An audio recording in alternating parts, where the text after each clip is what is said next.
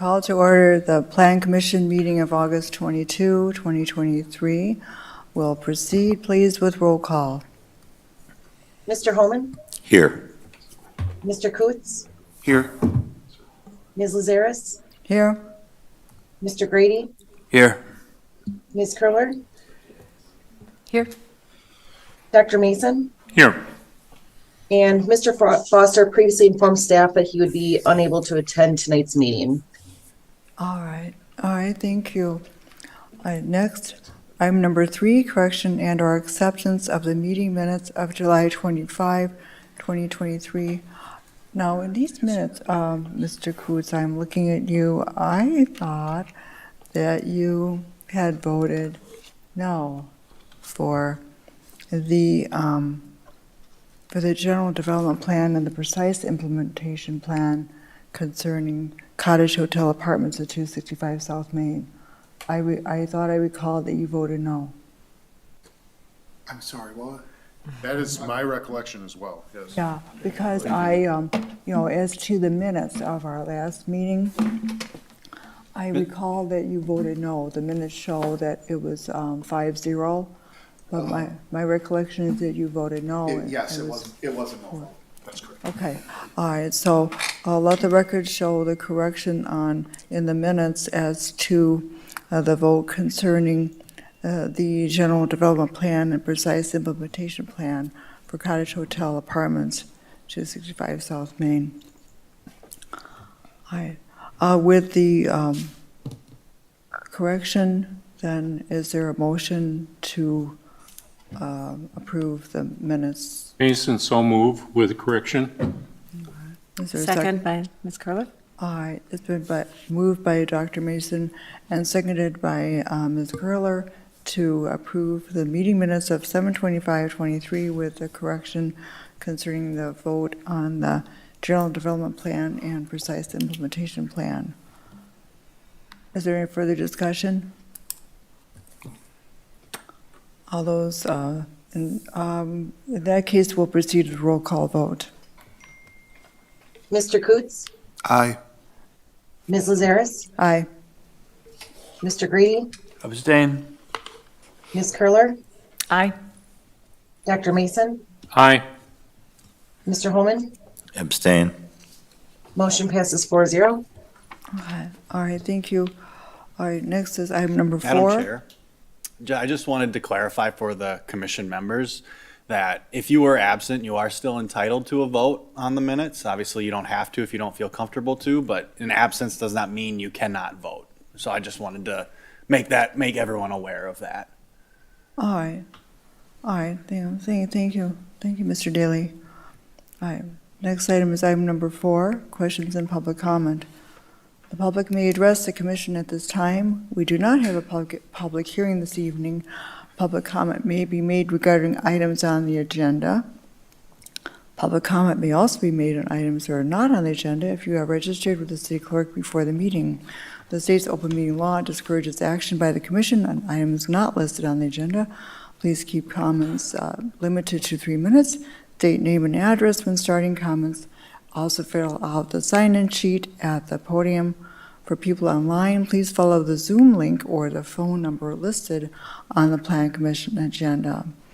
Are there public comments at this time? Hello, I'm Greg Waters. I'm with the City Council and I reside at 1019 South Main Street. I just wanted to come tonight and talk a little bit about the comp plan. First of all, I want to thank this body for all the work that you've done over the past year, and Catherine Bishop as well. She was a member of this board for the past year while you were working on the project. So a lot of hard work. So thanks from council, thanks from the citizens of Lake Mills as well. As we look at the rewrite, I think that there was a good job done there, that it worked in some of the goals that council was looking for, working in some of the smart growth initiatives with a little badge, also some of the strategic planning that comes from City Council, working that in with a badge as well. So thank you for all that work. The City Council sees this as a pretty important document, as we only get a chance to do this like once every 10 years. So It's a document that's used for grant writing. So when we do grant writing, we pull from different documents, and the comp plan will be an important document to use over the next 10 years. So it's important to get some things built in there. Some of the things that deal with like park improvements, infrastructure improvements like utilities, roads, bikeways, sidewalks, those type of things. Also, the council wanted to incorporate some other things like the mobile homes. We've seen a lot of growth in mobile homes in Lake Mills in the past 10 years since this document was done last. And council thought it was important to address that. Also, senior housing options. It showed in a survey that was very important to the community. And we've seen actually senior numbers drop within Lake Mills in that last 10-year period. So there's a concern there. What can we do to attract and retain those important citizens within our community? And also add some business support and development ideas on what Lake Mills does to attract businesses and support the businesses. Also looking at the document, I think there's two things that we should still be looking at yet tonight. One is the vision statement. The city council has a vision statement, and I don't want that to be in conflict with what we have here. It's two different statements. I'm wondering if this statement that's in this document should be labeled something to the effect of the comprehensive plan's vision for Lake Mills, but not a Lake Mills vision statement. Or you could relabel it some other way, but just make sure that there's not a conflict between those two different vision statements. And also, there was wording struck dealing with an example, dealing with a bike on-road facilities along Oak Street across Lake Street. So that example was revised, but I think it was the intent of council to actually strike that statement and not to reword that statement because it's not part of the bike plan. So I'd leave that up to you guys to review that tonight and come up with your own thoughts. Any questions for me? Again, thank you. Appreciate it. All right, thank you, Mr. Waters. All right, we are still in public comment. Is there anyone else who would like to comment at this time? Are there any other public comments at this time? This is our public comment period. Would anyone else like to make a comment at this time? All right, in that case, we'll go on to item number 5, discussion recommendation on comprehensive plan update. And for that, I would ask Mr. Wolf to go over where we are, or the status of where we are right now. Thank you, Ms. Lazares. As was mentioned, the Common Council did review this. We did provide a memo, and there was a lot of documentation, I think, provided to you. After this entity had made a recommendation to the council, and we conducted the open book period. Obviously, the council took a lot of time to review the document and provide some feedback to the point where they not just had the public hearing and commented at a regular meeting, they had a special meeting to walk through questions, concerns, clarifications on the document, and then obviously have asked you to consider some items in more detail that were discussed here. So we have a memo that walks through that. I'll say there were some dozen-ish, 20 points, right, that they had asked for some reconsideration of from this entity. We tried to kind of summarize that in the memo, and we can walk through those tonight. That's really been what we have prepared for focus here. Brian Carranza is in the virtual world, and we'll be presenting pieces. It's a little hard to do both, but we'll be presenting kind of the plan pages so people can see that as I talk about them, and then of course we get feedback from you on them. I'll turn to Dan. You are under no obligation to make any changes to this plan at all, but of course the council is asking you to reconsider some things. That also means that you can consider anything in the plan, not just the items that the city council has asked you to look at. So I want to make sure that you understand that you have, I'll say carte blanche, to make any changes to the plan that you would like to see. And then whether it's tonight or a subsequent meeting, there has been a resolution provided that was updated, similar to the last resolution, making a recommendation to the city council. We have just updated that resolution to include that a public hearing was held, open book period was held, and then a special meeting of the council was held, and I guess more kind of a paper trail as to why did it come back, right? And so then, should you want to approve the resolution with any changes that you make in the plan, then it would go back to the council. Any questions on that portion yet before we kind of move forward? I am going to direct people to the memo that we provided, because again, the council did a great job of kind of winnowing things down to a kind of very specific list of things. Some of the items were some rewording, and some were some new content issues. So I'm going to ask, while Brian's out there, to stay on the red line plan document, not the memo specifically, but walking along on page 1-10, it is really that first issue was a discussion about vision statement and greater incorporation of strategic plan elements within the comprehensive plan document. So the strategic plan is undertaken every few years by the city council. It is their I'll say focus on generally short to medium term issues. I mean, that's strategic components.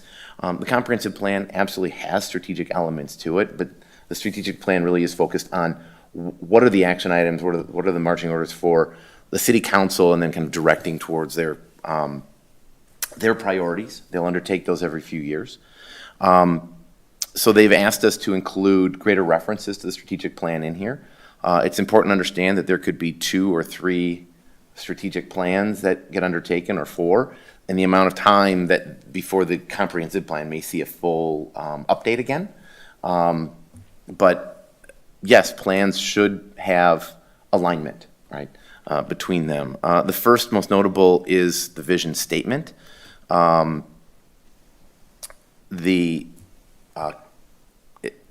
going back 15 odd months, 16 months ago, when we revisited the vision statement in the comprehensive plan.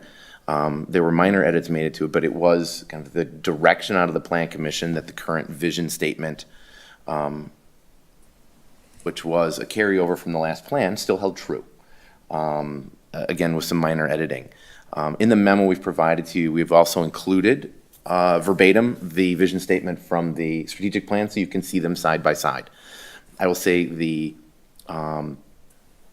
comprehensive plan vision statement is a little more verbose. It's a little more colorful, painting a bigger picture. The vision statement out of the strategic plan, I think, touches on every element that's in the comprehensive plan. I wouldn't say that they are in conflict with one another, but the vision statement and the strategic plan may change with the next strategic plan. So I will leave that to you to kind of provide feedback on. It was a difficult one for the staff to kind of reconcile. I don't know if there's an issue having 2 separate vision statements, and I understand what the public comment by Mr. Waters was, maybe one needs to reflect just that it's the comprehensive plan vision statement versus the city council vision statement. But I would really enjoy your kind of input on this, because I don't have a kind of specific kind of answer to this. Well, I like what Mr. Waters just brought up, and that the one could be referred to as a comprehensive plan vision. You don't even have to have the word statement. And then you could mention that the alignment with the city council's vision statement that came through its strategic planning process. and then refer to the shorter vision statement as comprehensive plan vision. And then note the City of Lake Mills vision statement.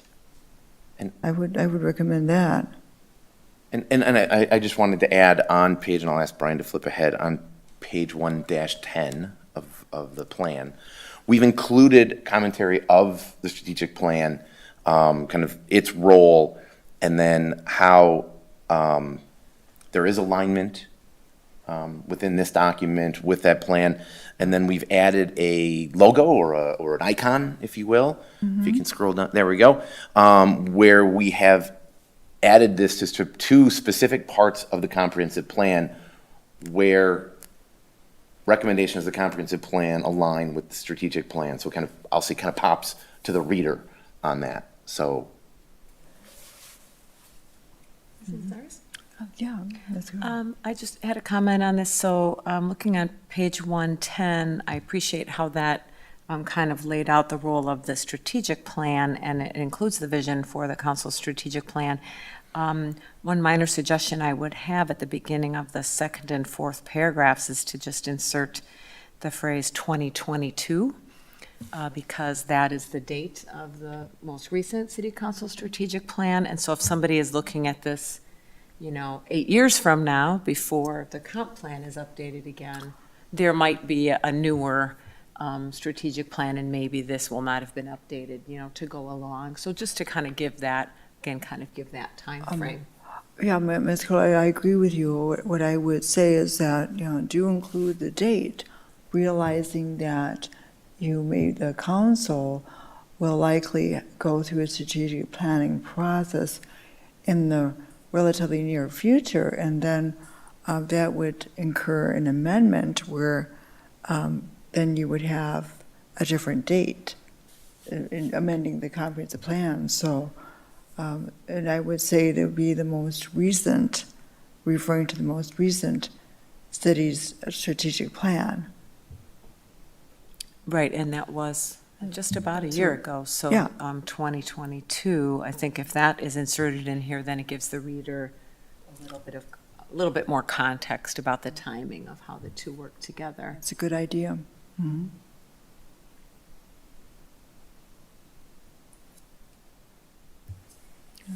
I'm just reading the commission to see if there's any more discussion on the item or.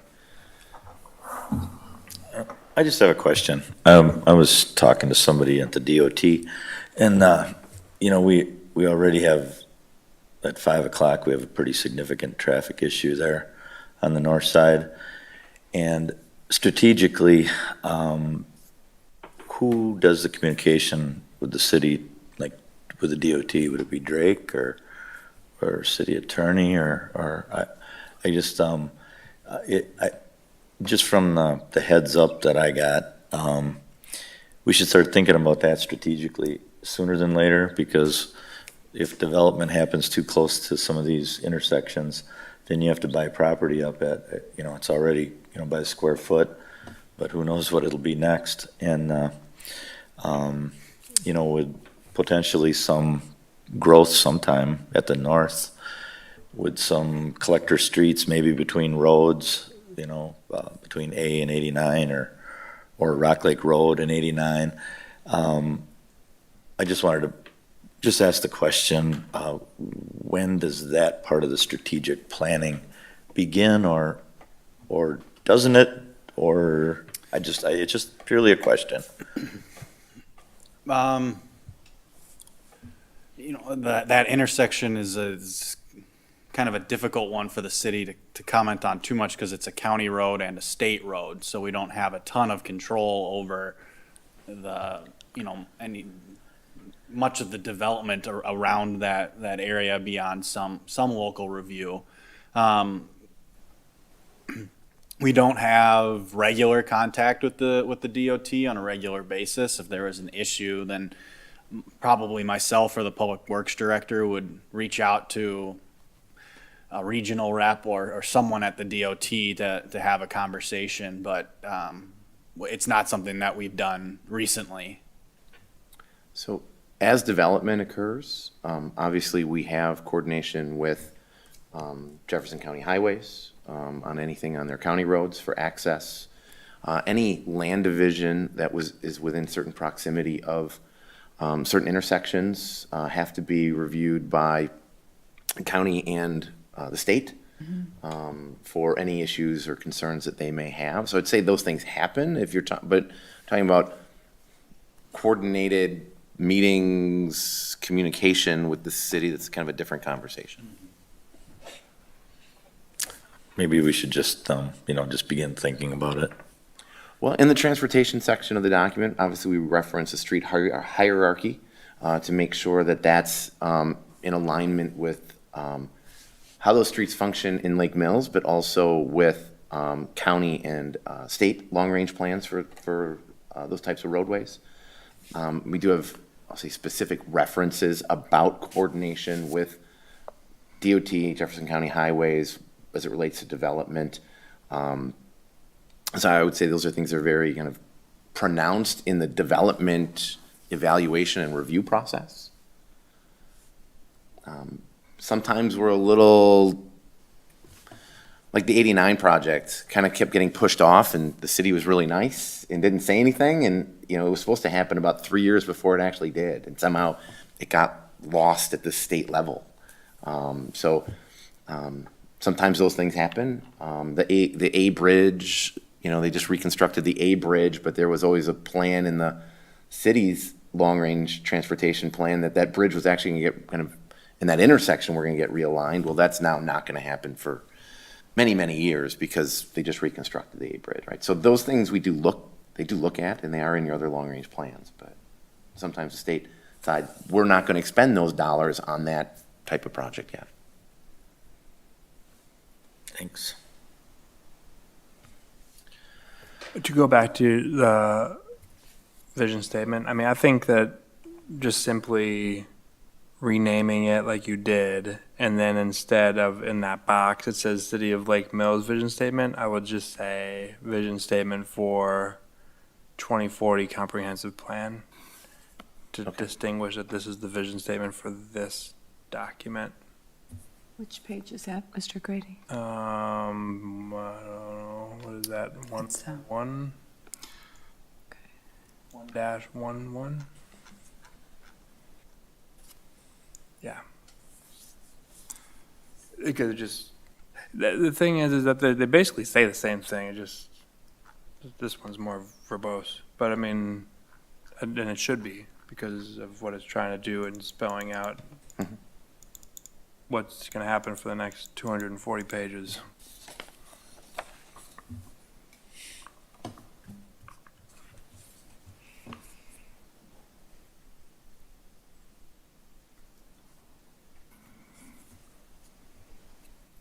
Sorry, just making some notes.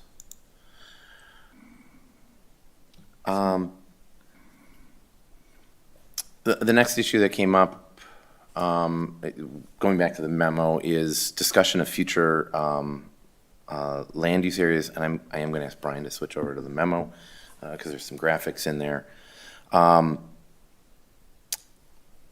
One is, some of these are some corrections, like the 1204, sorry, Brian, thank you. Is the correction of the 1204 South Main Street, which is the Drumlin Crossing development, is shown still as industrial, but it is a multifamily development. So that should be on the future land use map redefined.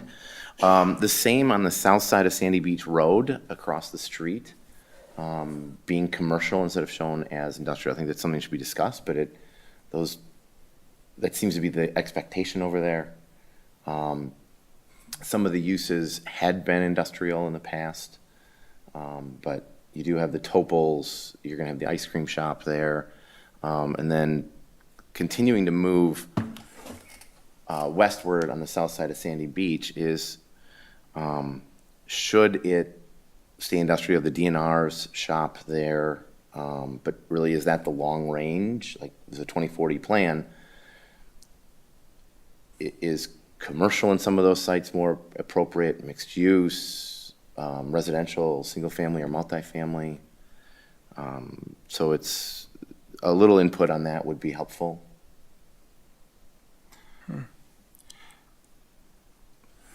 I think the corner parcel is pretty obvious as commercial, but as we move westward.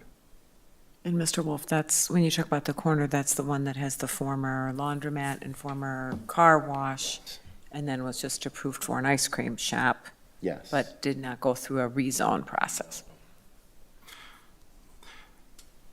So are we talking about amending zoning or the future land use map or this document? Future land use map in this document. We keep the future land use map separate from this document too, though, don't we? No, it is. This is the one? It's part Yes. of the, yeah. Okay.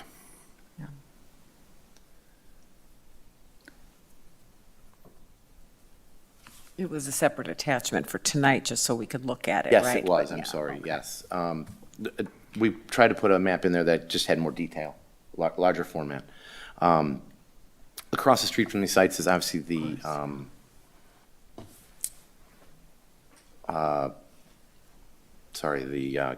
bowling alley. There's some single-family homes. The park is getting colored as multifamily, though it should be shown as a separate property, so we'll need to make that change. You know, both parks are, and that just might be because it's all owned by the city. So those corrections should happen, if you're in agreement. Yeah, absolutely. If this is the shot that we have at the future land use map, those changes should be made. And this is not binding and this is not actual zoning, correct? No, this is not changing zoning on anything, Okay. but No, Then but yes, you for the- would, you often, you would be required to amend the future land use map in the event that an approval was made in conflict of the future land use map. So it's, future land use map is probably the most, one of the most important things of the comprehensive plan, in that you have to, your approvals have to jive with it. You can amend the future land use plan at any time, and with specific projects that might be proposed that would be desirable. But if someone came forward with a zoning change to something other than what was marked on the future land use plan, then the future land use plan would need to be amended as well.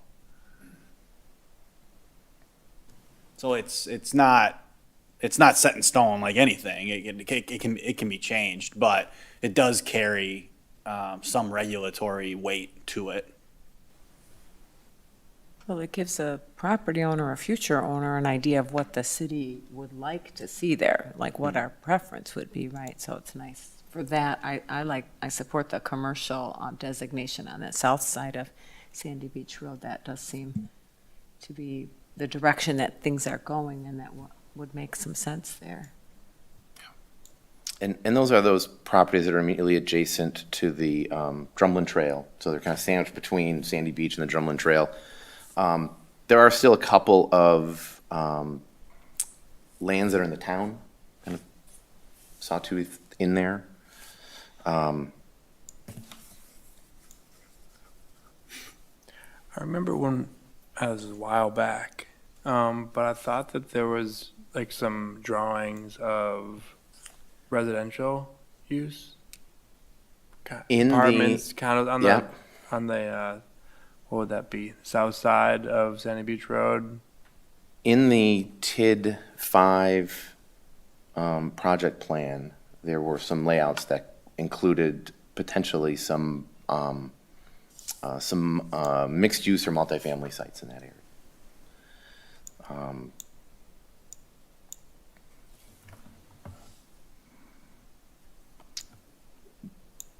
But we're really kind of talking about those handful of properties, so south of the, for some reason I keep losing bowling alley in my head, south of the bowling alley, and then the DNR building there. Right? Long-term, industrial is probably not the kind of highest and best use down there. That doesn't mean that the DNR is going to leave anytime soon, but if something happened, you'd probably be looking at something commercial or multifamily in that area, right?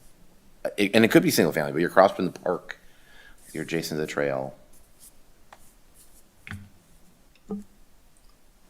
And that's as far west as we were thinking.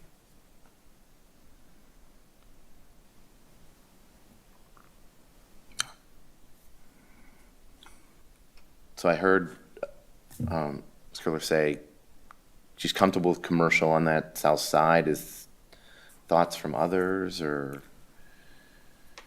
I think that as a future land use, that would be fine to do that. Existing land uses, they're fine as long as they are there. Yeah. But as a future land use, that's, I think that is in the cards, Okay. yeah. And if someone were to come in and want to build a property, right, they would just have to go through the process of. Yeah, if we showed it as, let's say we showed it as commercial and someone came in and wanted to propose something that was, I'll say, 2 or 3 or 4 unit, something vertical, maybe in that area.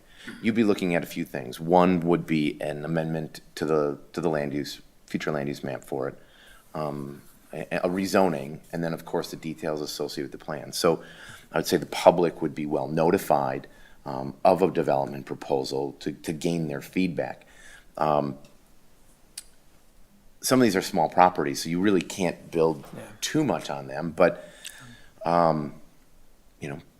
it's a desirable area to live. Someone might want to do something on one of the properties that could be similar to the Drumlin Crossing, a 2 or 3 unit side by side. Think a townhouse, right, in that area, if it could meet other zoning requirements, right? But they would have to come before you and the city council to make that happen. But I would say industrial is probably not a long-term goal for this area any longer. Right. Right? Okay. Refresh my memory, Justin, why is there a gap between those 2 city-owned properties, the blue ones there, under PS 13? Yeah, that's the next one we're going to talk about. So thank you for that great transition. So a comment came from the public, and I will give you a little history about that site. A number of years ago, 7, 8, maybe years ago, 6, 7 years ago, a large manufacturing group was looking to locate in this area. And it came down between Lake Mills and DeForest. This was a few hundred jobs. They were looking to put a lot of acres together, and at that time, the school district was undecided on whether it was going to keep land in this area or not keep land in this area. And this site was the area that they were looking at. And there was a lot of discussions between the city, the school district, and this entity to make this happen. As a part of that, the comprehensive plan map was changed for this parcel in conjunction with doing some tax increment financing district extensions. And this property, which is still owned by the school district, was shown in the future land use map as light industrial.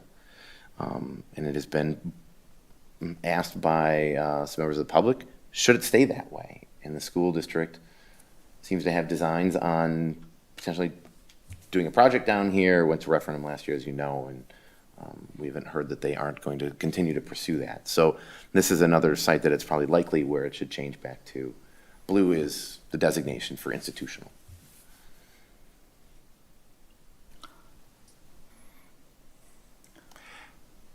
I would actually recommend that that parcel be designated as planned residential.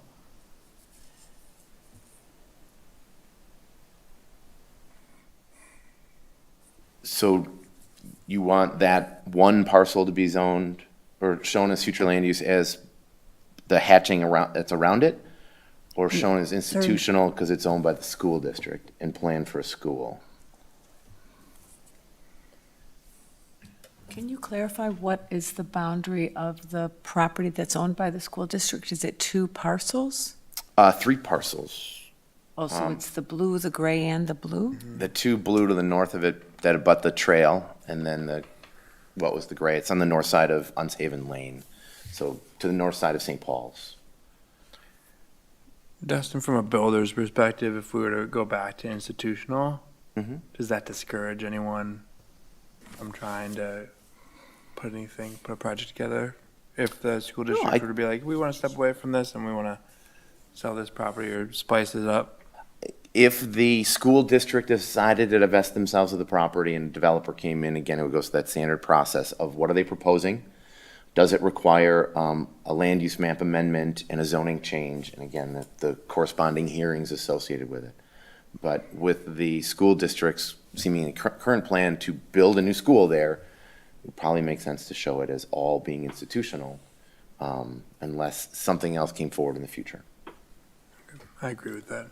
Yeah, perhaps that's what to do right now, is to show it as institutional, and we don't know what will happen in the future, so I think that reflects what we do know. Okay. And there was a written public comment during the 30-day public comment period before the council reviewed this that seemed to mention some history regarding the sale of that property, not the manufacturing piece that you were mentioning, Mr. Wolf, but something else about that there was always the understanding that this would be used for an institutional use. I don't know if anybody was able to verify that or not. I certainly couldn't verify something like that. My institutional knowledge only goes back so far. But at one point, the school district was looking at other lands a little further north and east, and but obviously with the referendum that they proposed last year, this seems to be their focus. So with that, we'll make that change back to institutional. And then the last one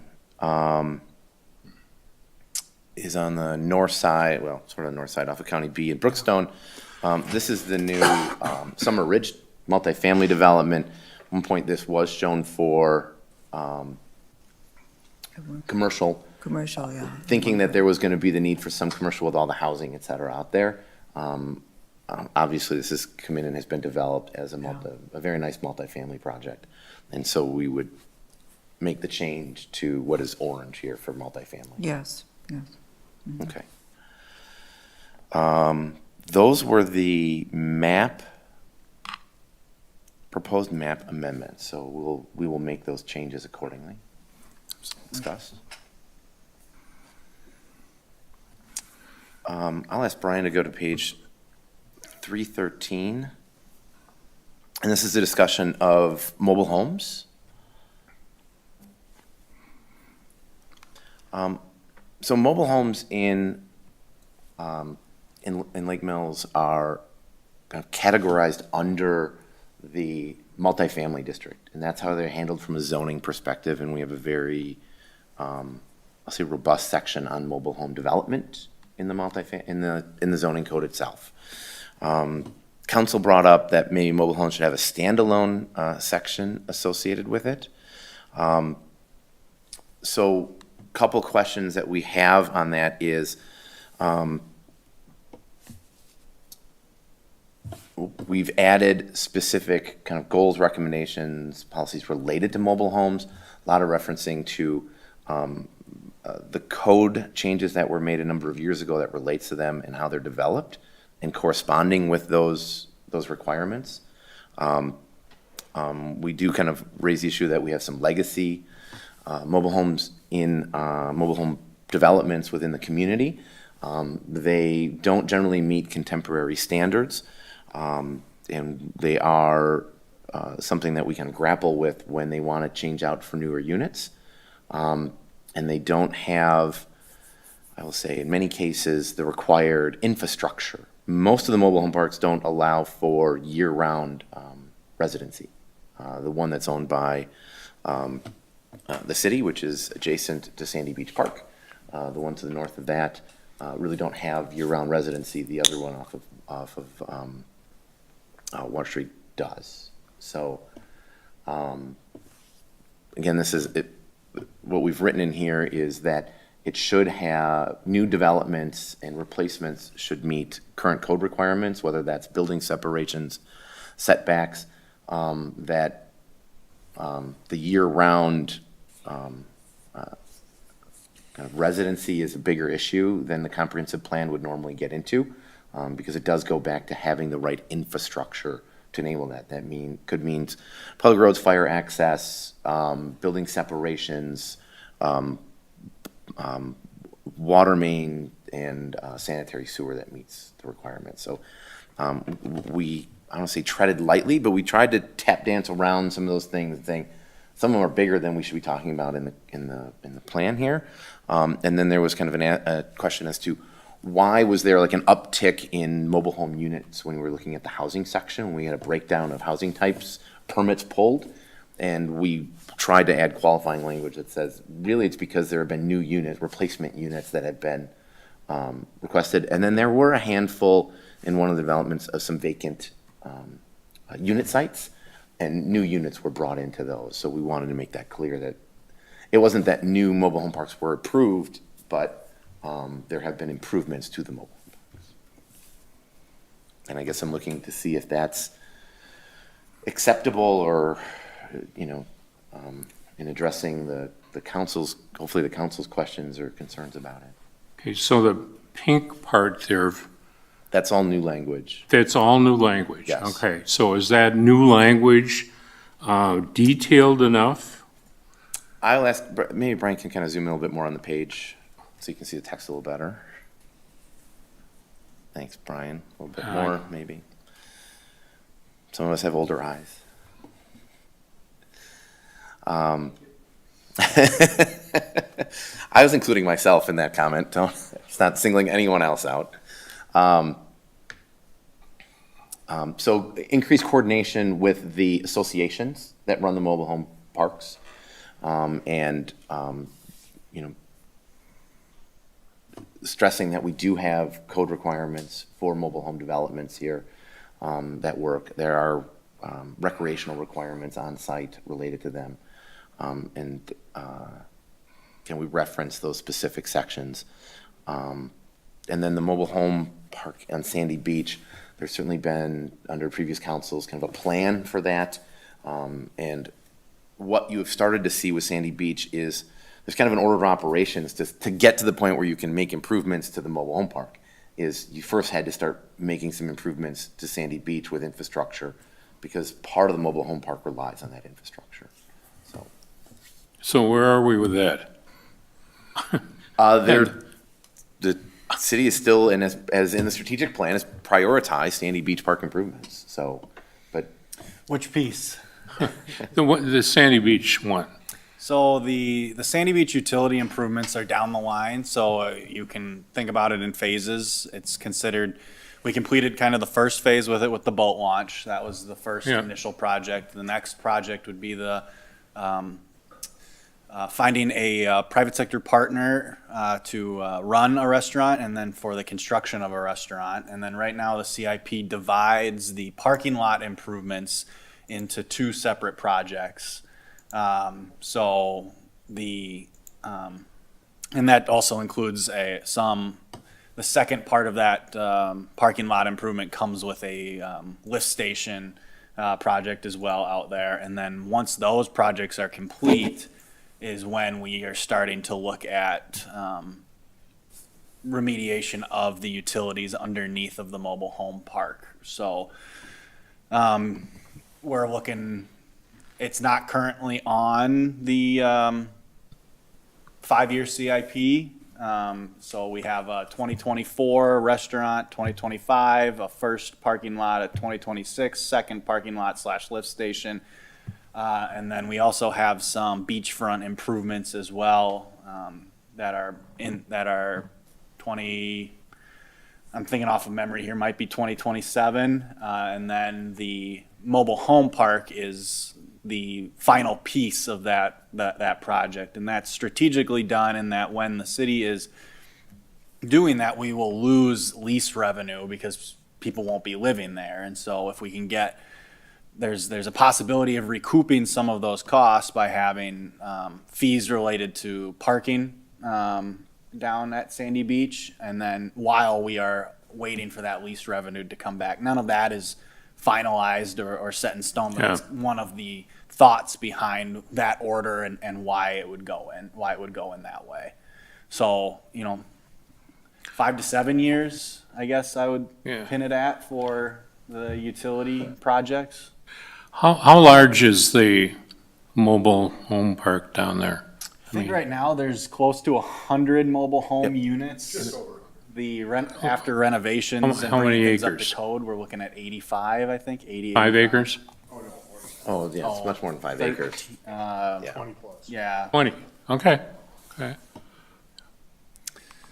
But so after the improvements are done, to make sure everything is compliant, we were looking at around, I think, 85 units is the projection at the end of all of it. But you're talking about a fully improved site where you're garnering much Yeah. larger lease rates. And then you can get into, the city doesn't really have long-term leases out there. And this way, they could get into long-term leases, which could then be much more valuable. So the future of that park will continue? Under current plans, yes. Yeah. Yeah.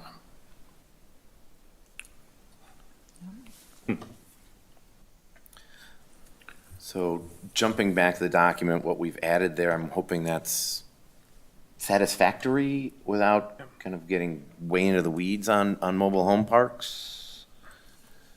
You're good. Yeah. And that looks good.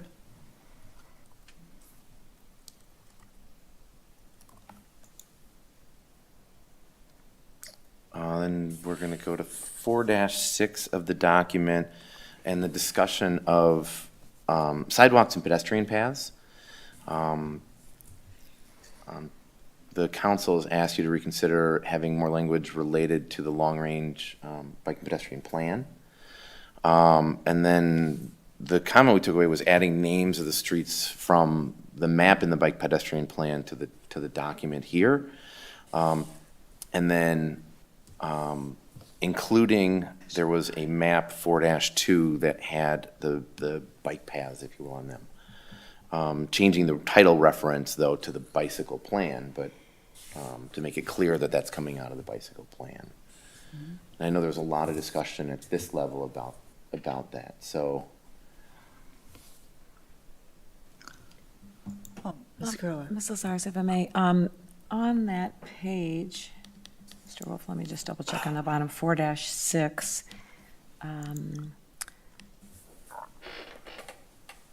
The paragraph that starts, another component of the City of Lake Mills Transportation Plan 2025 is the sidewalk plan. I believe the second sentence of that paragraph was kind of flagged by one of the city council members as not being an accurate description of what the sidewalk plan says, and I think there was kind of a suggestion that either be edited or maybe just deleting that sentence, just so that there's not any confusion of explaining the policy. It talks about consistent with the character of the neighborhood. So you're talking about this plan identifies routes for comprehensive linked bicycle routes within the city? No, the next paragraph? Oh, I'm I sorry. was talking about the sidewalk plan. The sentence that says, "This plan calls for the repair of existing sidewalks and retrofitting of new sidewalks in older parts of the community where sidewalks were never installed, if consistent with the character of the neighborhood and in consultation with the subordinate board's recommendations." And I recall at our council meeting that there was a discussion that was not an accurate statement of what is in the sidewalk policy. And so maybe the easiest way to correct that would be simply to delete that sentence. Okay. It could also be revised to make it accurate, but I don't think the level of detail needs to be in there since the sidewalk plan kind of speaks for itself. If my fellow commissioners would be comfortable with that, I would just propose deleting that second sentence, just so that it's not inaccurate or inconsistent with the sidewalk plan. I would rather not delete that sentence. There was a great deal of discussion about these from the public when it came through. the keeping with the character of the neighborhood was important to several people who took the time to comment on this. We have the existing the sidewalk plan, and that will guide sidewalk development, but I think that thought got in there after some extensive public comment, and I wouldn't want to see it wiped out. He's right. There were public comments that are reflected in the statement, because there was quite a lot of comments about the character of particular neighborhoods and how you can't just take something and put it into a neighborhood where it's not going to work. Along those lines. If I may, if I recall correctly, the council conversation, I think, you know, if striking it isn't amenable, a revision may also satisfy their desire, in that the way the sentence is currently structured makes it seem as if the sidewalk plan is saying that, and the sidewalk plan does not include that if fitting with the, you know, that second part of the sentence. So if you restructured the sentence so that statement was standing alone separately and was not appearing to stem from the sidewalk plan, then that may also may satisfy what the city council was hoping to achieve with it, to avoid it sounding as if it's speaking that statement is coming from the sidewalk plan. Should it reference this comprehensive plan, or should it say something the city prioritizes, and prioritize might be too strong a word for the repair of existing sidewalks and retrofitting of new sidewalks in older parts of the community?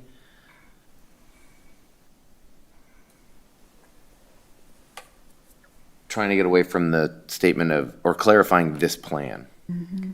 So, Mr. Coots, thank you for clarifying that, and obviously I wasn't on the commission at that time, so I appreciate knowing more about the public input. So is it, in particular, the phrase about the character of the neighborhood was something that the public commenters felt was important?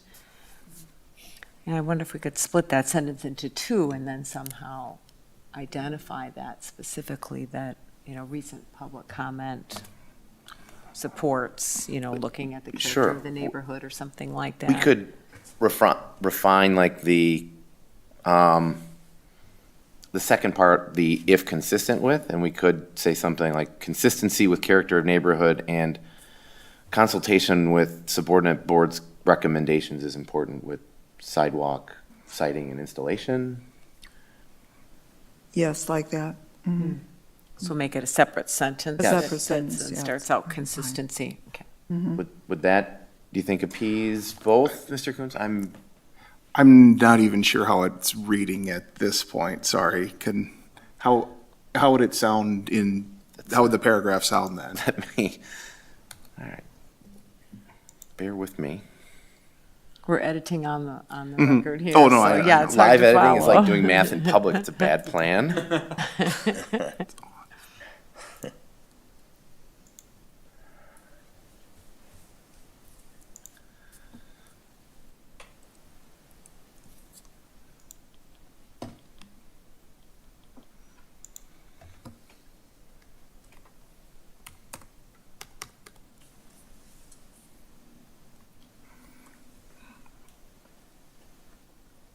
And while he's working on that, is there any other place in that chapter, I don't recall, where that public comment was referenced, where that kind of conversation about the character of the neighborhood was also highlighted?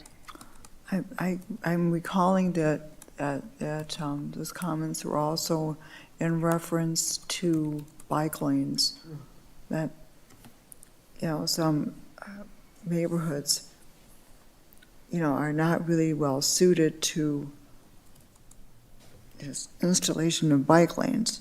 Right. And also the traffic is not such where they would even be necessary.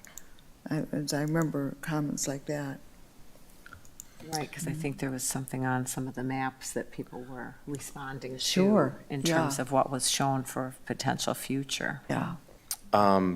So a revision, potential revision. So sentence one would be, this plan calls for the repair of, I'm going to ask Brian to zoom in a little bit more on that page. Can't really read the text. So as you can see.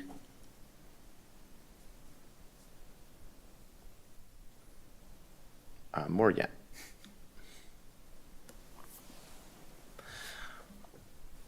So the sentences would read, this plan calls for the repair of existing sidewalks and retrofitting of new sidewalks in older parts of the community where sidewalks were never installed, period. Consistency with the character of neighborhood and in consultation with subordinate boards' recommendations are important considerations in the siting and installation of retrofitting sidewalks. Yeah. Would that be acceptable? That's good. Certainly, yeah. Okay. Good catch.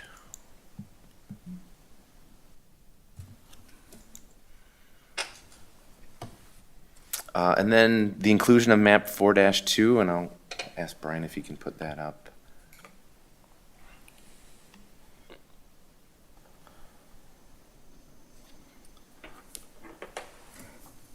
So this is, I'll say, recreation of the map out of the bicycle and pedestrian plan, and then again, changing the reference to the bicycle plan.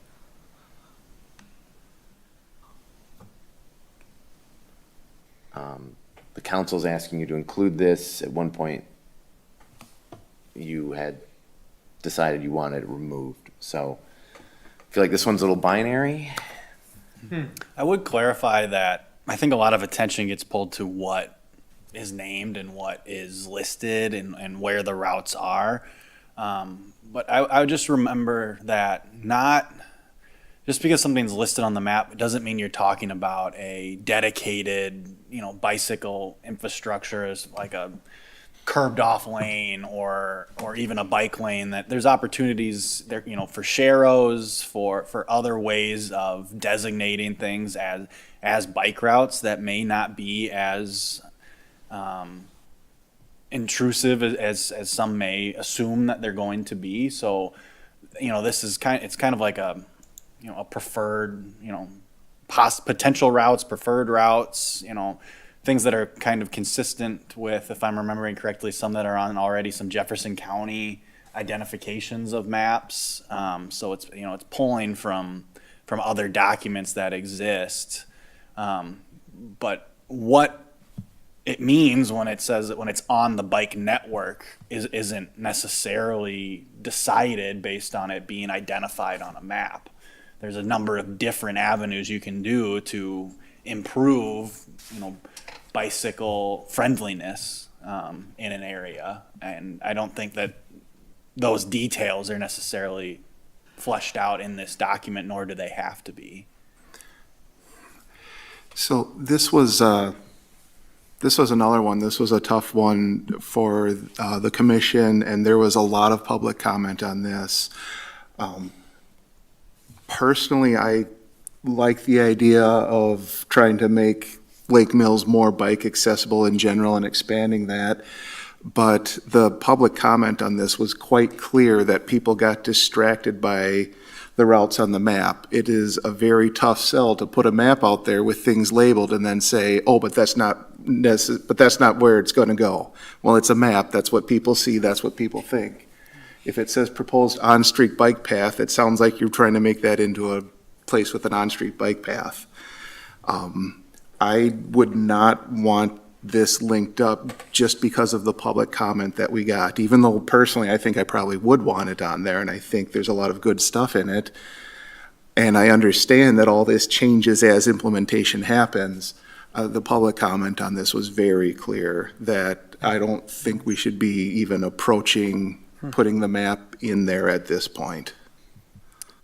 Yeah, I guess it's just in contrast, the public survey that was done did also indicate a strong desire for bicycle and pedestrian friendliness as well. So it's another thing that was a method for public for input on. Oh, no, I absolutely agree. And I think that there's a lot that still needs to be hashed out, and I think there's a lot of good plans on this, and I would love to see that kind of a network be put in place over the next 15, 20 years. but the exact plans, the map was very distracting to some people, to many people who took the time to make comments. So just for that reason, I think it's probably best to leave it out at this point. Not that there won't be work done in the future. And a lot of people were concerned about roads that need to be repaired and then have an emphasis on bike trails when you literally can take your bike out of your garage and drive it anywhere in the city. I've been doing it for 50 years. So I just don't, it just is not a big deal to me. And I don't know, I'm a bike rider.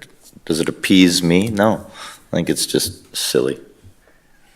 I agree with what Greg said. I think my only question is it prohibitive to like grant writing, things like that, or is this something that we can get away with not including in this document? I can't speak specifically. You often will get more points on a grant if you can identify that it's a planned, it's shown that it was considered in an official document that you have. It may not be the case for every grant opportunity that exists, but you can often gain points by pointing to that this was planned for, it was considered, it was desired. Is that why this is being brought back to our planning commission? I think it may be one of them. Ms. Curler, you may be able to speak more to a city council perspective on it, but I think that is a factor that the council identified as one of the reasons that, and there was awareness from a couple of the council members that the map had been in an earlier version of the comp plan and was removed. And we had heard from several constituents that perhaps it should go back in. So there's obviously different perspectives out there.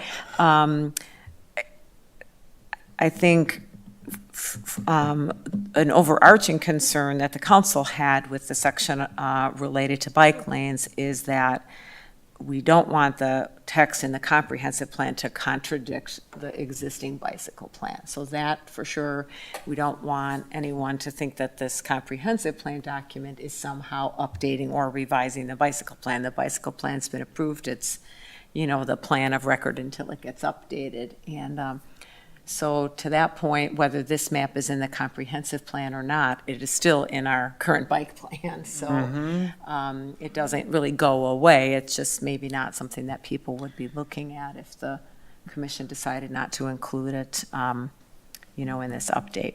I feel like I wish that some of those folks would have spoke up when we had our meeting, because I didn't hear a single person and that would have been in alignment with that. Interesting. Yeah. And I feel like there was a big exhale when we took it off the plate. And I think in this era of distrust, I would just like to see it stay off.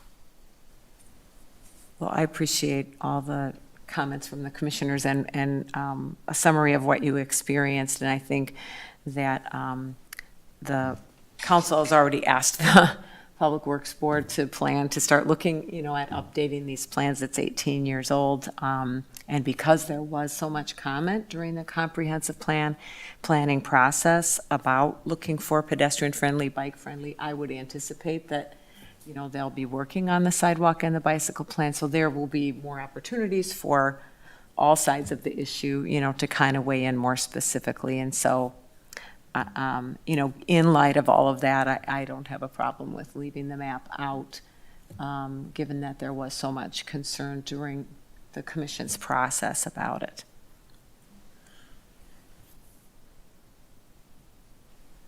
Okay. I'll take that as the marching order.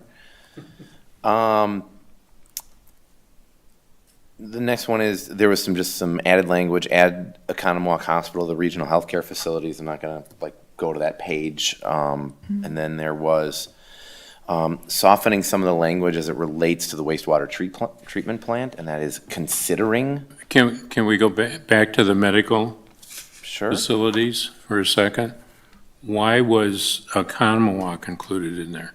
It was just And felt by I- council members that it's kind of within the service area and they wanted it to be. Well, so is UW-Madison, the east side.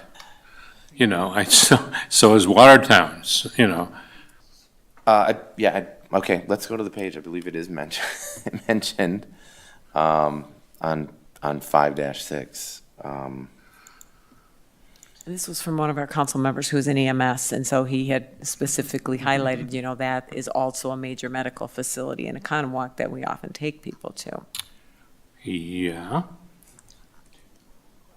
What page is that on? Yeah, we mentioned Fort Atkinson here.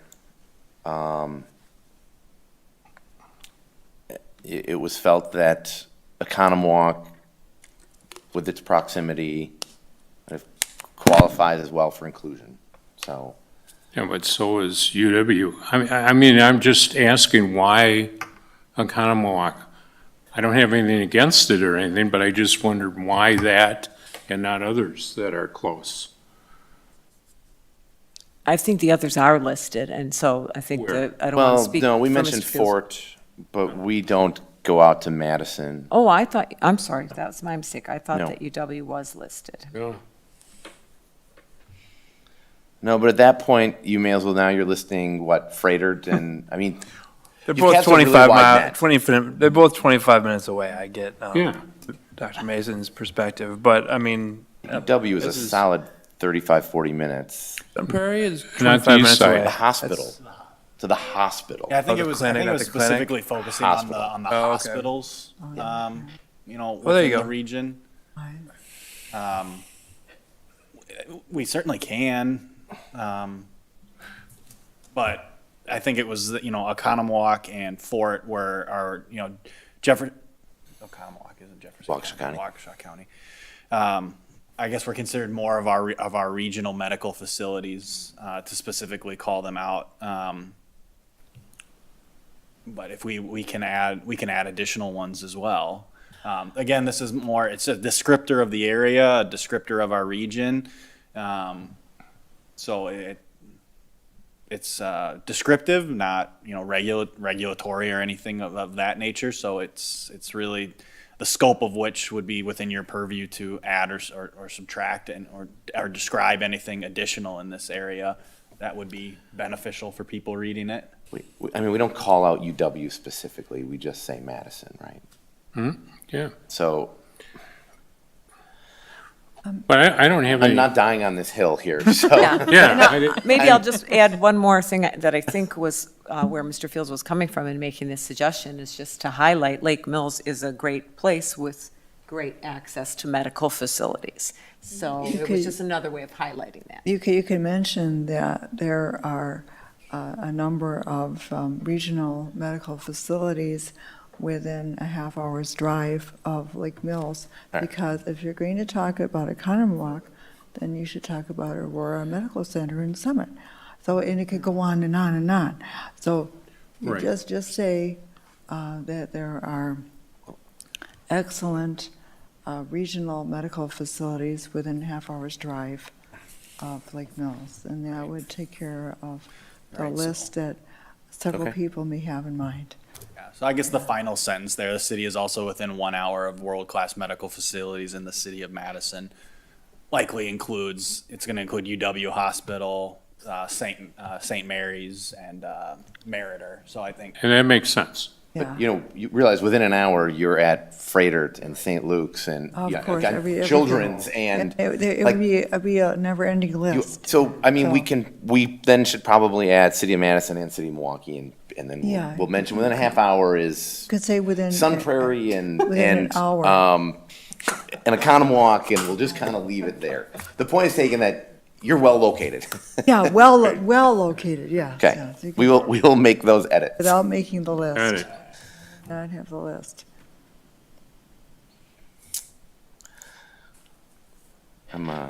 So, more detail was, the council had asked us to soften language related to certain recommended elements of the plan, which was the wastewater treatment plant and the stormwater utility, possibility of a stormwater utility. That these are items that should be considered, not I'll say mandate might be too Oh. strong a word, but, Yeah. that these are important issues that need to be evaluated and, that they will be taken up, in due time by the council. We know that the wastewater treatment plant has been considerably, studied. Stormwater utility has been something that kind of gets batted around a bit here and there, to combat, stormwater problems and to, you know, to raise revenues, to make improvements, to do that. But that is a bigger political conversation about a stormwater utility. So, So- Mr. Wolf, what page are these edits on, please? In the middle, they're on 5-11.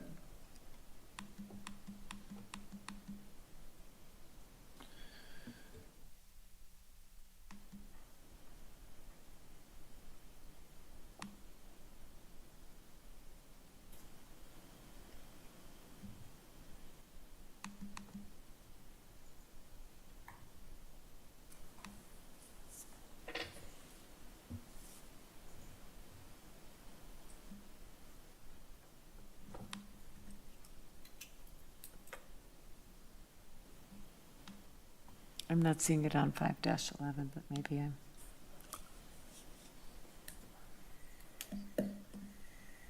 Five 12, it's Oh. just after 5. Great, thanks. There may have been a pagination issue in the.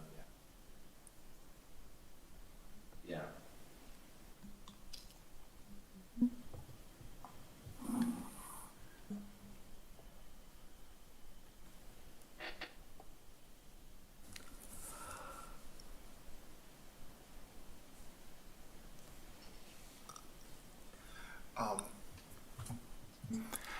I'm fine with it either way. It doesn't really matter, and at this point, it's splitting hairs. The statement right above the bullet point said the following upgrades will need to be considered. And then whether you say construction of this, creation of that, or consider construction of this, consider creation of that, it's the same thought either way. I don't see a need for the edit, but I don't care if we make the edit either. It was already in there as something that was being considered.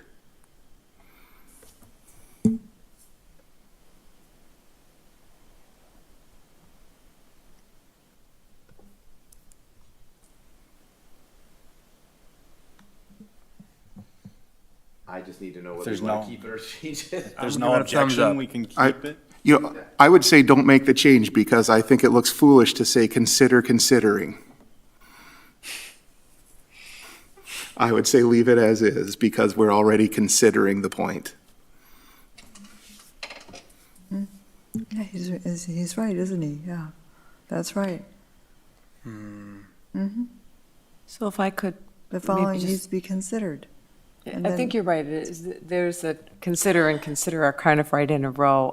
One thing I would highlight, though, the second sentence in the first bullet regarding the wastewater treatment plant, without edit, does say the city should make a decision on a future facility, which implies that the decision is to build a new facility, and that is only one of the options. Oh, yeah, no, that's fine, yeah, that, You would be comfortable Yes. keeping the edits in the second sentence Yeah, in that oh, yeah, one, and yeah, then absolutely. maybe not the first ones as a split hairs? Is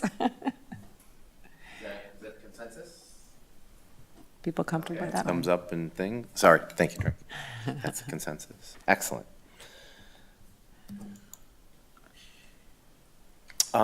Chapter 6 related to housing and seniors. As was mentioned earlier about some reduction in our senior population and kind of what is that attributed to and how can we make positive changes that would make Lake Mills I don't know if a beacon is the right word, but a priority destination for people to live as seniors. Talking about housing products and such. Give me a second.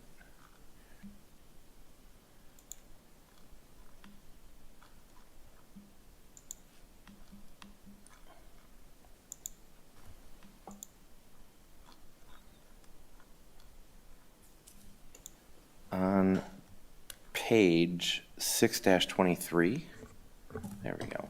we had a greater discussion of life cycle housing and aging in place. This is sort of a two bird and one stone thing. Obviously, life cycle housing is having housing choice available to you at whatever stage of your life you are in, whether you need a rental product, a single family home ownership product, a single family detached or attached, and then growing into, as you age, when you want to be empty nesters, and having retirement facilities available to you. So whether you want large lawns to take care of, or I've divested, I want to not take care of a lawn, but I still want to live in the same type of neighborhoods. So we've expanded upon that considerably here, talking about what types of amenities are important for different groups. Here, a little more focus on the seniors.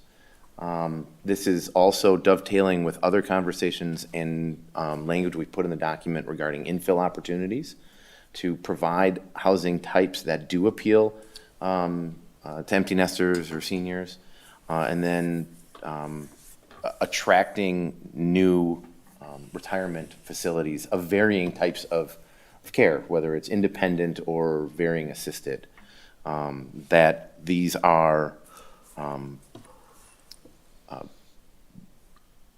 priority development types for this community as a part of this plan. And so we've added a lot of language as it relates to this, and I'm hoping that this checks the box on the issue, kind of tackling why we've probably had a little bit of declines. We don't really have a lot of product for them, for seniors, that's attractive for people to stay in the community that are already here, or to attract people from outside the community to move here. There are a lot of other incredible amenities here, but the housing product is one that isn't there, and that goes back to life cycle housing. There is not a lot of housing choice across the board, but then again, especially seniors. It goes into that missing middle that we've talked about. It is the need for a rental product, high quality rental products, whether they're within the downtown area where there are a lot of amenities and social interaction, because we do talk in here about one of the key issues that you have with seniors is they start to get isolated, right? So keeping them within their neighborhoods and keeping them where there are areas of kind of an existing social network. And then we did talk elsewhere in the document about the issue related to other facilities that serve seniors, community centers specifically. We added that into the document. There were already kind of some language in there, but I think we clarified some pieces to make it, and to improve communication on these issues, talking to the public about, you know, what types of facilities do they want and need, recreation facilities that they want and need within their community that also could include the senior center.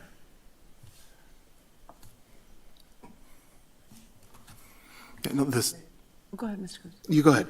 Oh, I just was going to add, additionally from our discussion at the council, and again, as it's kind of noted in the comments off to the side, part of this is we thought it was important to flag because of the decline in people 65 and older, and that perhaps this is one of the reasons for it.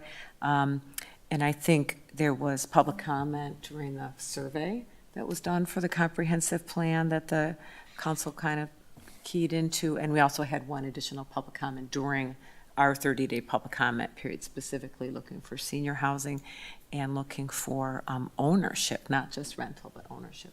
Great catch. Yeah, no, I was just going to say, I thought that this section was a really nice addition, and it matched up a lot of the things that had been discussed along the way. I like this addition. Good, appreciate that.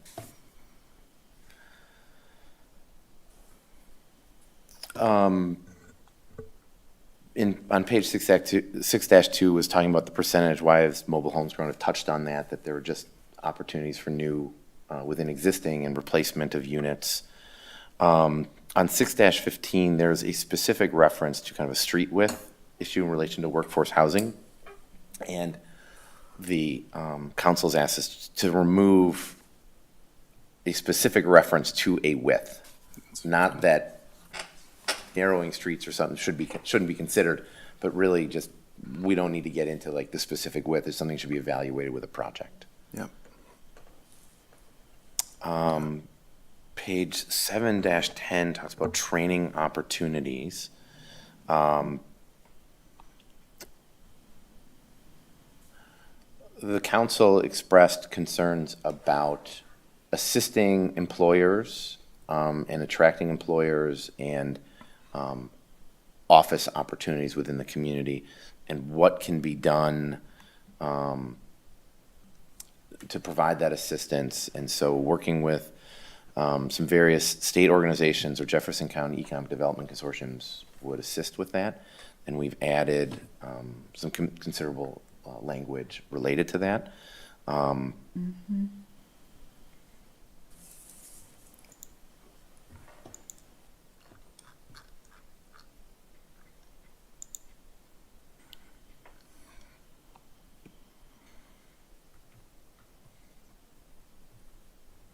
Just want to make sure we've had a chance to kind of review that.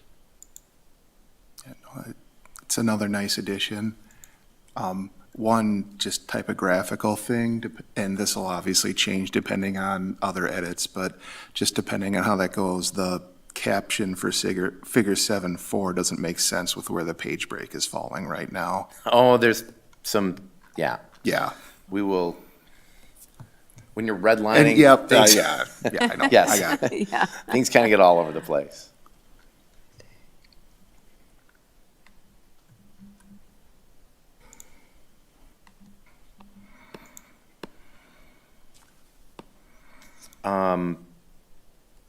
And then on page 7-13 was considering a hotel tax, not necessarily mandating again, something that should be explored. Main Street's going to certainly want to do that. It's an important revenue stream for tourism dollars. Just again, not necessarily dictating it, but saying we should look at this. And then table 7-5 has to update the employment numbers, larger employers within the community. So we've gone through.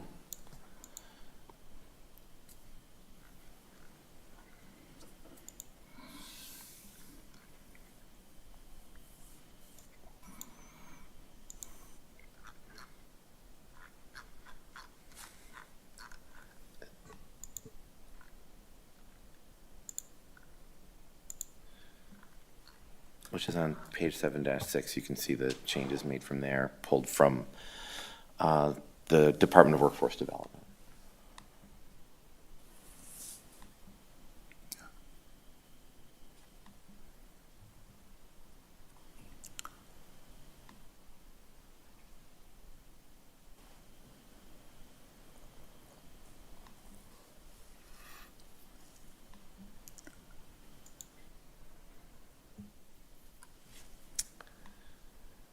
Then we move into the implementation chapter. Hang on, on this table of employers, at the bottom you have listed Lake Mills EMS, and of course in 2020 that was the case. That's not there as such now.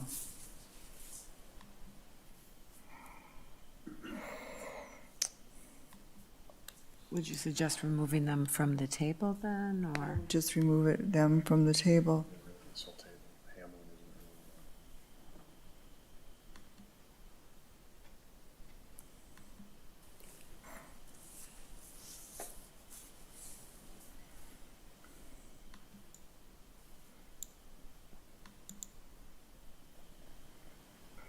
Right, there was. Well, this was from, you said this was from Department of Workforce Development? Yes.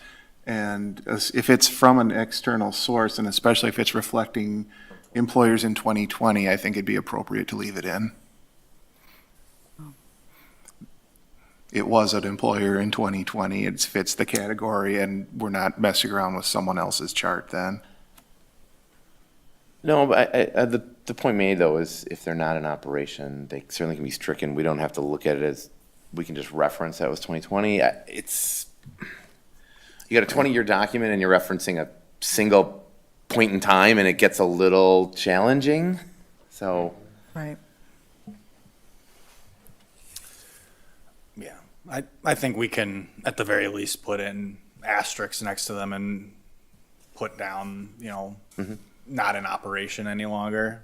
So Yeah. that it's, it's showing what was in 2020, but we're clarifying that in the year that this was adopted, they're no longer in operation. We can clarify that information on this chart. I like that idea, so it does acknowledge Yeah. that they existed and they were an employer, an important employer. Yeah. Yeah, there's a few on there.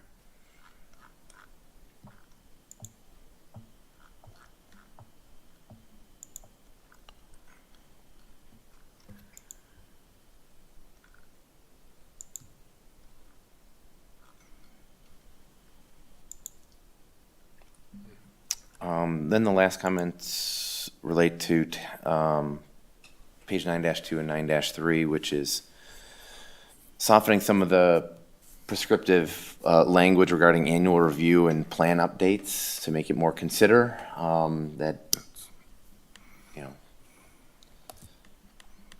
certainly regular updates should be evaluated on these things. So we've made those changes. And then in table Mr. Wolf? 9-1.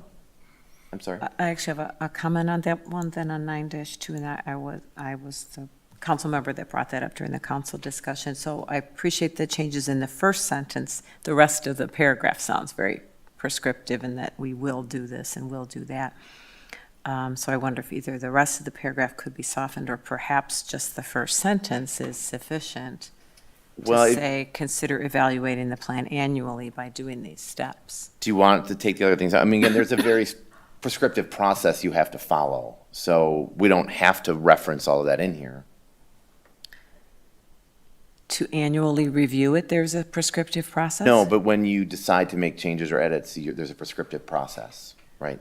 You have to have a hearing, Right. But so, for example, the second sentence says, this review of the plan will appear on the agenda in advance of the budget process. The council will hold a public hearing at a meeting, so that is not the same as a revising it. okay? So I guess I'm just trying to understand, if there is a prescriptive process, then it should be stated that this is the prescriptive process. But I think that this was just what the Plan Commission is suggesting, how to, keep the plan alive and regularly being looked at. So, and I guess I would be interested in, fellow commissioners' thoughts on this, what you're seeking out of that paragraph. So one of the things that was trying to come out of this, and maybe annually is, maybe it's regularly, maybe it's biannually, it's looking at the plan to see what's outdated, what's changed, right? What trends have happened that you need to account for now, and trying to look at those things holistically. Some communities only allow like amendments to the plan, specifically the land use, on an annual basis, so they can look at them all together to see what that change will be, rather than in a vacuum. And we don't have many land use changes. I mean, on the last plan, I don't know, 8 to 10 over the time period between its last writing and this current update.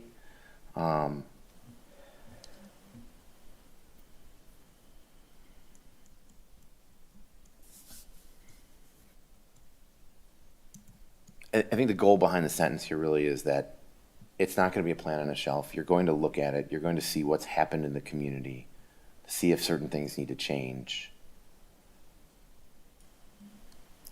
Yeah, I think just the first sentence is sufficient, but prescribing how this is all going to take place, Okay. that will be determined.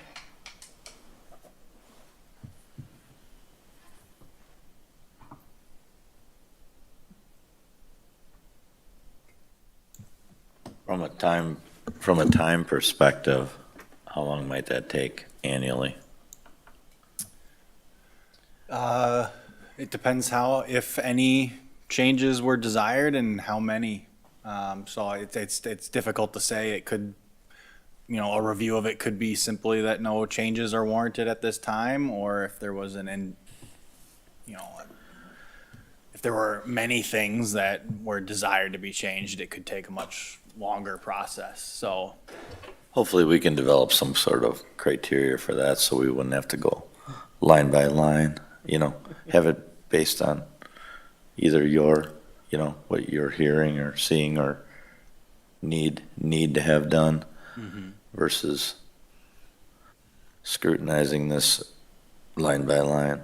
So maybe it should read more monitoring the plan by reviewing performance and development trends. Is that what you? And I would anticipate that as we were talking about earlier with the strategic plan, the city council will be updating the strategic plan every, 4 to 6 years, and they'll be looking at, okay, well, what did we get done from the comprehensive plan? What is still, what are the next priorities? And so in that process, not to mention the annual budget process, as this bullet point sort of contemplates, is, okay, well, what are the things out of the comp plan that we need to set aside some funds for, this coming year, that we would be consulting it regularly. And if something got flagged, then certainly we would put it on a council agenda for, further discussion and action, or sending to the commission to revise a chapter or something like that. So what are we looking at, an annual review? It just says consider, you could, don't. yeah, It we'll doesn't consider an annual True. review. It's just consider, so that you're aware that, it should be, you should be thinking about what progress there is for the items that are listed in table 9.1, so that there's an awareness there. And then, revisions are really on a case-by-case basis. Something comes up and it's a trigger for looking at, we should really look at revising this particular part of the comprehensive plan now that this has come up, whatever this is. We don't know what it is yet. And I think that's a really good point, and Ms. Lazarus, you and I have discussed this previously, that, oftentimes the plan is updated once every 10 years, whereas it might benefit from having some revisions in between, especially maybe a particular chapter or a particular topic where there's a new idea or new direction, or something got accomplished, and then you can update it.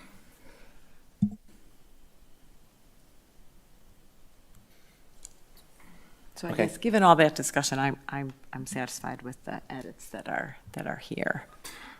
Okay, but I also heard strike everything after the first sentence, so.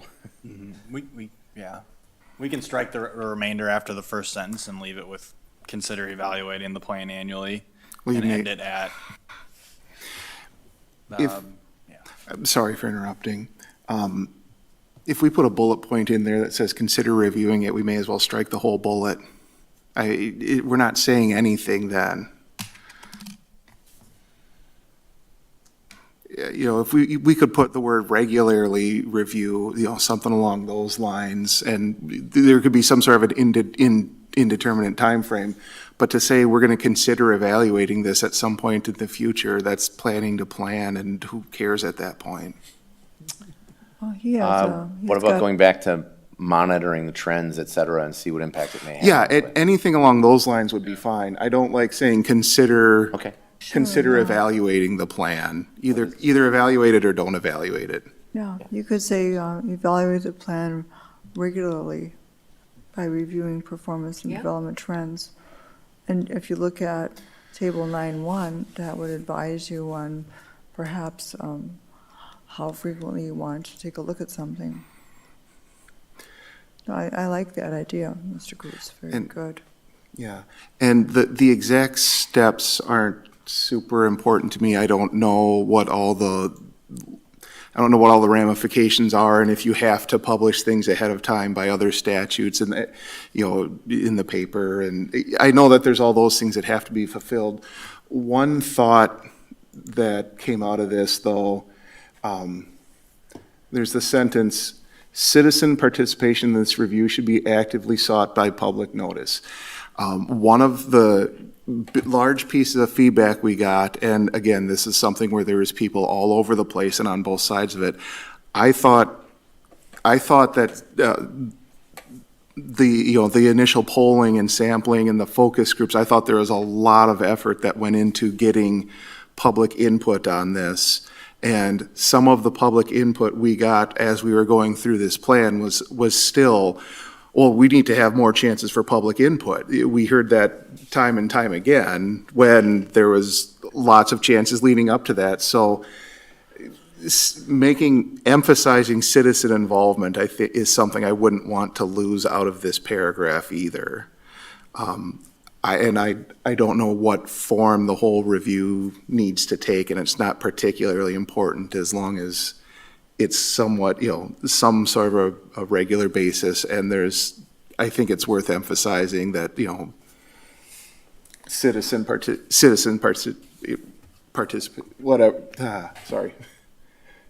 participation in the review should be actively sought. Okay. And as much as Mr. Coots wants that in there, I so believe what he says, because when we did the zoning code, I got up from the seat, went to the podium, looked into the camera, begged citizens to come down, and no one came down. Yeah. So we all want that, and I mean, it's wonderful, but it's easier to complain than to show up, and that's a fact. And Mr. Coots, That's when I true. heard you just make that comment, you did not read out the phrase by public notice. So, I mean, I think it's actively sought, period. There's so Right. many ways Yes. that Yeah. public input can be, It's just so hard to You could get, have so a hard press to release. achieve. For that matter. yeah. Okay. Yes. So the last thing I think Ms. Lazarus proposed was evaluate the plan regularly. Mm-hmm. To change the beginning of the first sentence that Sure. way, And then the rest of it. and then leave the rest of it. Okay. And we're going to strike much of it, but we're going to keep the citizen participation in this review should be actively sought. Yes. Okay. I got you there.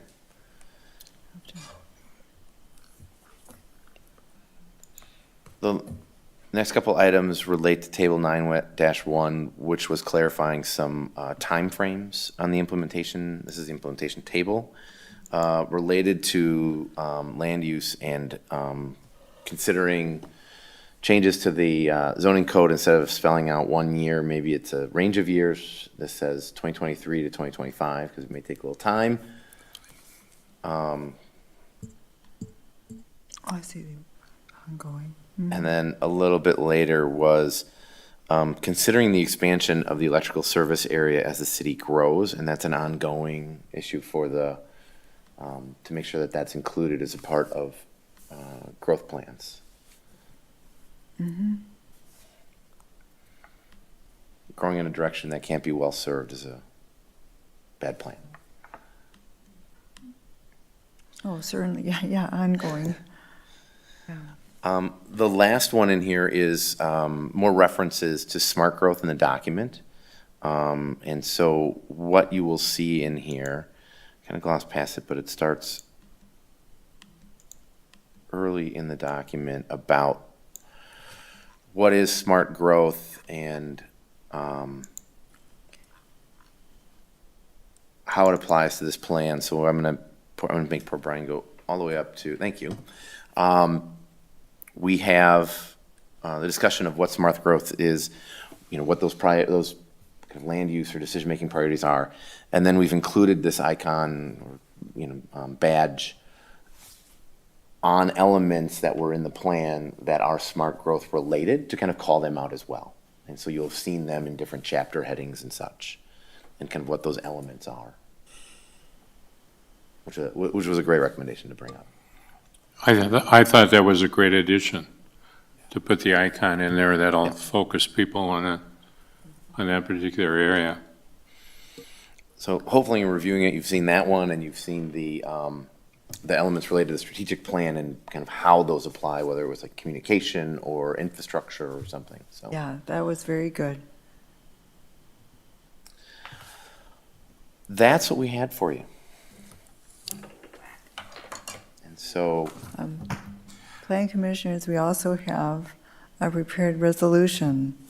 Like- Sorry, before we move on to the resolution, there's one last thing, it's just another typographical thing. Yep. Actually, in the table of contents on page VI, the chapter 1 pages are all labeled as chapter 2. It's 2-1, 2-2, 2-1, 2-4, 2-8 instead of 1-1, 1-4, 1-8. oh yeah, we'll Just a typographical fix. get those corrected. Thanks. All right. And I have one other item, Ms. Aye. Lazares. Ms. Curler has something. Yeah, go ahead. Thank you. On page 5-13, or page 129 in the overall document, there's a, this is under the utilities. The third bullet point up from the bottom talks about the city maintaining and operating the Rock Lake Dam. This is sort of hot topic in the community right now. The second line says coordinate with DNR to ensure recommended lake levels are maintained. And I would propose that we change that to say ensure required lake levels are maintained, because we do maintain them in compliance with an order from the Yes, state. So it's not yes. just a recommendation. Okay. So if people are okay with that, just change recommended to required. Sounds good. Plan Commissioners, before we look at the resolution, are there any further comments concerning this update? Okay. Well, we do have in front of us Plan Commission Resolution 23-2, recommendation to adopt the City of Lake Mills Comprehensive Plan Update 2040. This resolution does set forth that the Plan Commission is established to pursue comprehensive planning under state statute, that comprehensive law exists in the state of Wisconsin. The Plan Commission is charged with the responsibility of developing and updating a comprehensive plan. And it refers to that the Plan Commission did prepare the update. It was referred to City Council.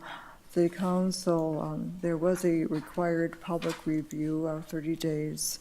The City Council conducted a special meeting on July 24th, and they had different, various items that they wanted to send back to the Plan Commission to further evaluate, which we have done this evening now.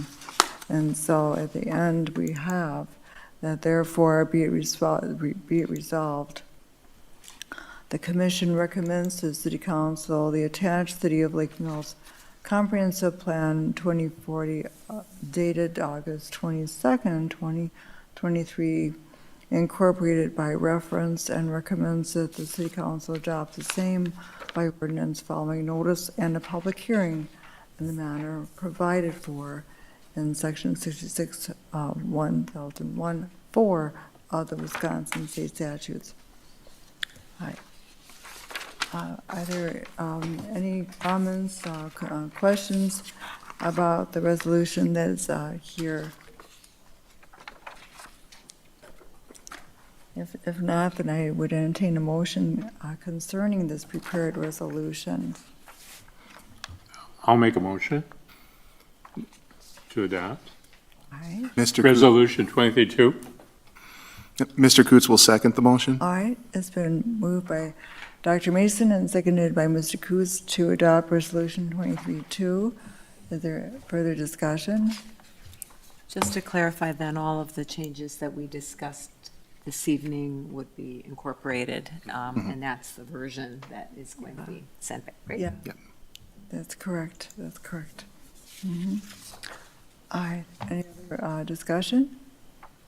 All right, in that case, then, we'll proceed with roll call vote. Ms. Lazares, Aye. Mr. Grady, Aye. Ms. Curler, Aye. Dr. Mason, Aye. Mr. Holman, Aye. Mr. Coots. Aye.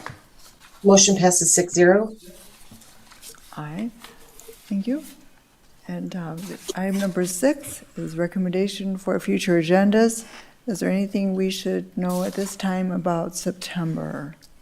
We will have a conditional use request on that agenda. All right, very well. All right, that leads us to item number 7, adjournment. Is there a motion to adjourn? Mr. Second. Coots will second. Oh, All right, it's Either been way. moved by Mrs. Curler and seconded by Mr. Coots to adjourn the meeting. All those in favor signify by saying aye. Aye. aye. Against, or adjourned.